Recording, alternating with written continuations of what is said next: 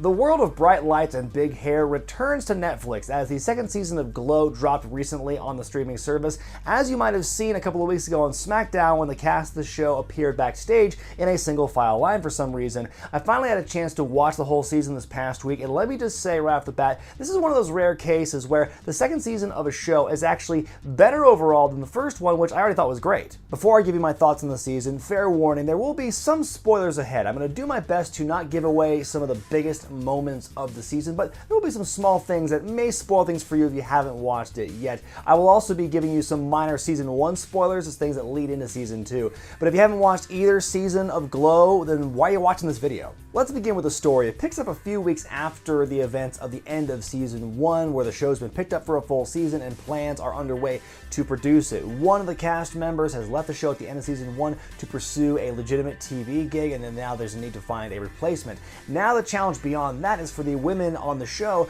to really hone their wrestling characters and for the showrunners to put on an entertaining product. The focal point of the show still rests squarely with Debbie and Ruth and Sam, the top 2 stars and the director respectively of the wrestling show within the series.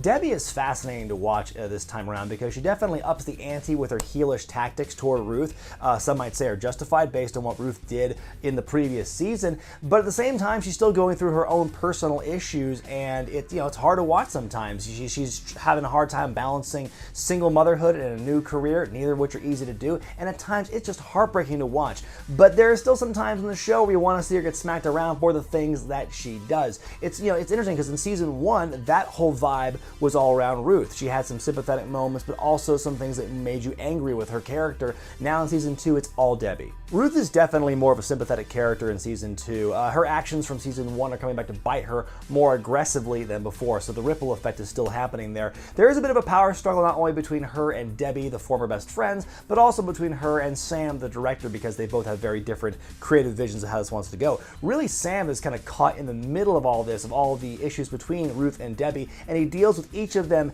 differently for different reasons. We do see what I'm guessing is the emotional blow-off between Ruth and Debbie late in the season. It's very cathartic for the viewers because it's been a long time coming and both women get their shots in and both make valid points. It helps push the idea that both women are sympathetic but also flawed and have their own issues. Is this the end of the storyline between these two in terms of their conflict?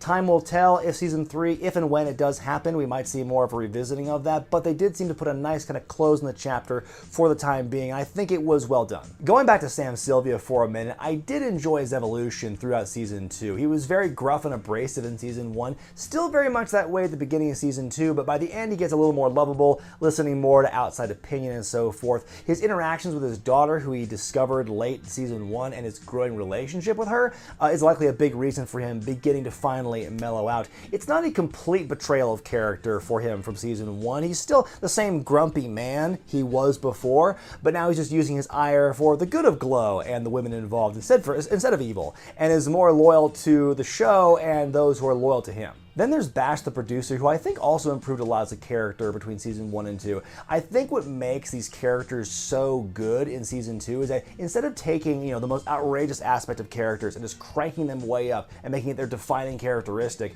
which we see so often in television, instead they kind of scale them back down and it makes them more human, it makes them more leveled out. He's still kind of out there. I believe there's no one else on earth who acts like this guy does, but you see more of his personal side in season 2, and I think that makes him a lot more sympathetic and likable. Something else I loved about season 2 was there was a lot of character development for side characters who did not get a whole lot of attention in season 1. There were some characters in season 1 that got more attention, that got scaled back this time around, but they got a head start before and everyone else kind of catching up. But the ones from season 1 that got a lot of attention didn't feel like a demotion for them. There are a couple of new characters introduced in this season that aren't entirely fleshed out, or I wish got 1 or 2 more episodes to really help build their characters and their motives, but there's plenty of room for them to hopefully expand in season 3. For me, the breakout star of season 2 has to be Kia Stevens. She just shines as the welfare queen here. She has a lot more opportunities to show more of her character and her family and her history, way more so than in season 1. It's hard to believe it's the same woman who tore up the wrestling rings across the world as Awesome Kong and Karma,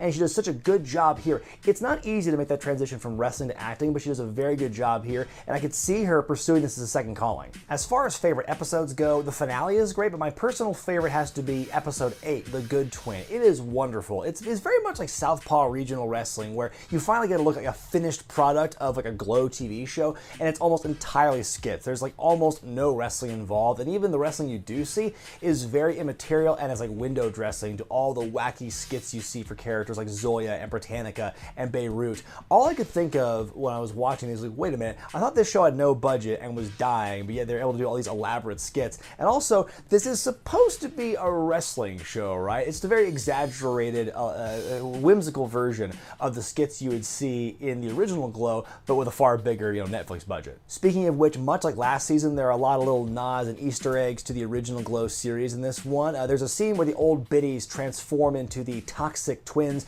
very reminiscent of how the housewives on the original Glow were repackaged as the heavy metal sisters. Britannica arriving on horseback in one episode, very similar to Godiva making her entrance on a horse regularly. Even the ending of the season finale, which I will not give away any details of, it does immediately bring to mind another big part of the history of Glow, and it's pretty cool. There are far fewer wrestler cameos than in season 1, but to me that's not really a detriment. Carlito returns as one of the older brothers of Machu Picchu. He's joined by Chavo Guerrero, who was the head trainer of the actresses for the series, and they make appearances near the end. Both are great in their roles of wrestlers who are jealous the ladies are getting all the attention, and Chavo, though, he especially shines. The 80s vibe is still obviously very much there, but I think they did a good job toning down the nostalgia factor. They don't hit you over the head with it like they did in season 1, which I think is a positive. Whether or not they actually toned it down, or I just got used to it, or maybe a little bit of both, I don't really know. As someone who usually goes out of his way to avoid watching shows that constantly end in sad, shitty, depressing cliffhangers, it's refreshing to watch Glow because the second season is very entertaining without dragging you into Sadville.